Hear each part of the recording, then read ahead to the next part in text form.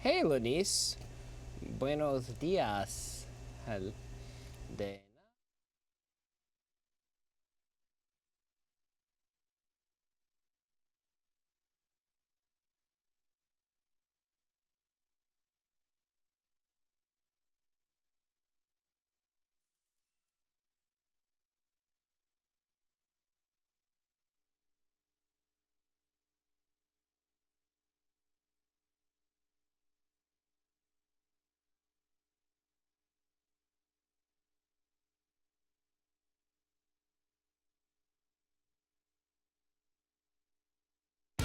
Live from the ABC7 Broadcast Center, this is ABC7 News at 6:30 on your side. Today marks 5 years since the deadliest crash in Metro's history. A memorial honoring the victims took a major step forward this afternoon. Plus, a first for the Washington National Cathedral, how it centered around this morning's guest priest. And a key game for Team USA in the World Cup. We're going to take you live to a local watch party. But first, we begin here at 6:30 with the 5th anniversary of the Red Line train crash. On this day in 2009, 9 people were killed and dozens others hurt when a Metro train slammed into another train near the Fort Totten station. And this afternoon, victims' loved ones gathered to break ground on a memorial. Richard Reeve is live in Northeast with more from the ceremony. Rich.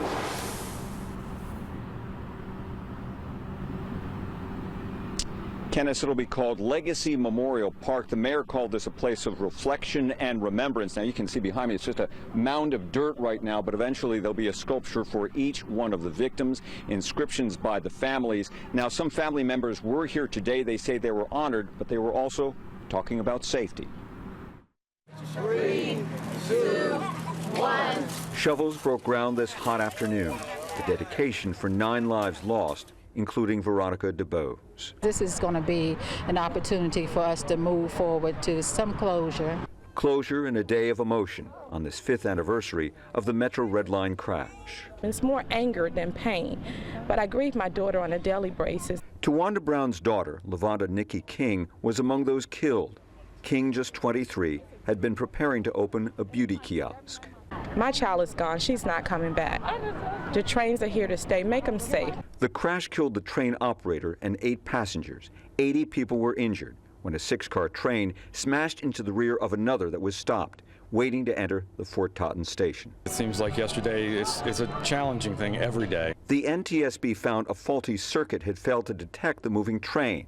Since then, Metro says it's improved its computerized train detection system and has replaced some of its old 1000 series cars as part of a massive safety overhaul. So we must put the lives and the safety of everyone first as a priority over profits, over brand names, over salaries. Major General David Worley and his wife Ann died together on the fatal train.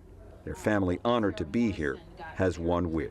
We hope in our hearts, as a lot of the family members do here, that the Metro is doing the things that they've promised to do to make the line safer so that this tragedy never happens again.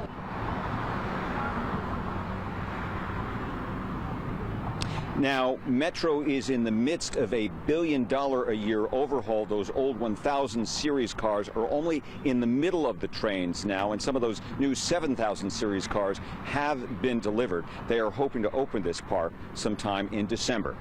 In Northeast Washington, Richard Reeve, ABC7 News. That Memorial Park, part of a campaign promise for Vincent Gray.